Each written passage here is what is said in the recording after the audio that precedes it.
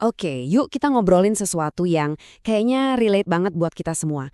Sebuah gagasan tentang ritme hidup kita masing-masing dan ya tekanan tak terlihat untuk selalu ngejar ketertinggalan. Ini tentang gimana caranya nemuin musik dalam langkah kita sendiri di dunia yang orkestranya kadang kedengaran cepet banget. Pernah nggak sih kamu ngerasa ketinggalan? Pertanyaan ini, aduh, nusuk banget ya. Apalagi pas malam-malam lagi sendirian. Atau pas lagi iseng scrolling media sosial, terus lihat teman-teman kayaknya udah lari jauh di depan. Perasaan itu nyata banget. Nah, kita mulai dari sini dulu deh. Perasaan tertinggal.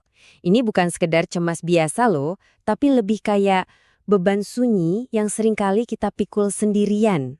Ya, inilah dia perasaan itu. Sensasi dingin-dingin gimana gitu.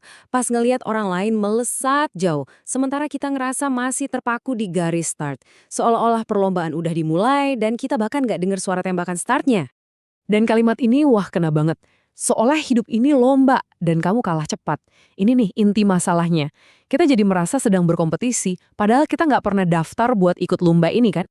Jadi, sebenarnya dari mana sih semua perasaan ini datang? Kenapa kita bisa ngerasa kayak gini? Nah, ini membawa kita ke biang keladinya. Jebakan perbandingan. Sebuah labirin yang gampang banget buat kita masuki, tapi susah banget buat keluar. Gimana enggak? Kita kan hidup di era di mana cuplikan terbaik dari kehidupan semua orang tuh cuma sebatas scroll jari. Pameran pencapaian yang nonstop ini bikin garis finish orang lain terasa seperti cermin yang nunjukin betapa jauhnya garis start kita. Coba lihat slide ini deh, bedanya jelas banget. Yang kita lihat di luar itu kisah publiknya. Sukses, pencapaian, kecepatan. Yang nggak kelihatan itu realita pribadi di baliknya. Keraguan, kegagalan, dan sebuah proses yang jujur aja seringkali berantakan. Kita ini tanpa sadar membandingkan draft pertama kita yang penuh coretan dengan sampul buku orang lain yang udah jadi dan mengkilap. Ya jelas beda dong. Oke, cukup ya ngomongin masalahnya. Sekarang, bagian yang paling penting. Gimana caranya kita keluar dari labirin ini? Jawabannya dimulai dengan menemukan irama kita sendiri. Bukan irama dunia, tapi irama unik milik kita. Dan ini dia perubahan pola pikir yang paling mendasar. Dengerin baik-baik ya. Hidup itu bukan soal siapa yang paling cepat, tapi soal siapa yang nggak berhenti. Ini bukan lari kali sprint, ini maraton. Yang penting itu ketahanan untuk terus melangkah, nggak peduli seberapa lambatnya. Ini membawa kita ke konsep keren yang namanya lini masa pribadi.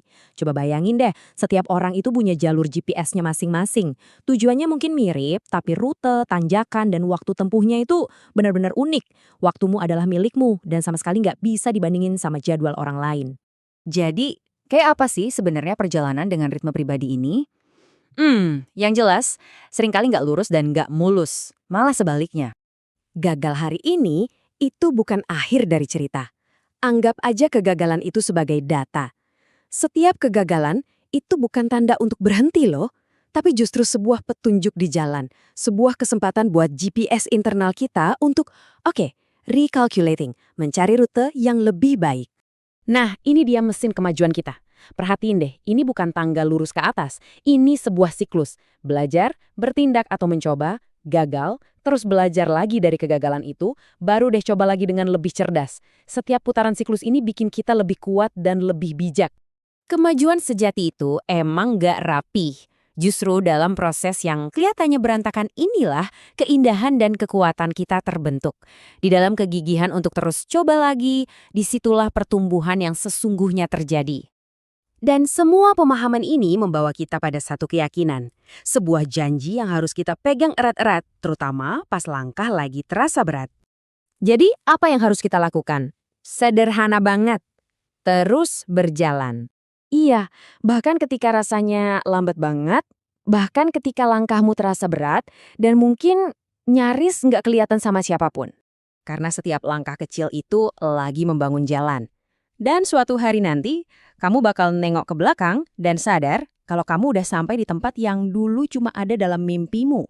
Maka dari itu, percayalah. Sungguh, percaya sama prosesmu. Percaya sama ritmemu. Waktumu akan datang. Pada akhirnya pesannya cuma ini kok, tetap berjalan. Karena semua ada waktunya. Bukan waktu mereka, tapi waktumu sendiri. Jadi, saya nggak akan nanya apa mimpi besarmu. Pertanyaannya jauh lebih sederhana. Setelah merenungkan semua ini, apa satu langkah kecil berikutnya yang akan kamu ambil? Bukan besok loh ya, tapi hari ini. Cukup satu langkah kecil aja. Apa itu?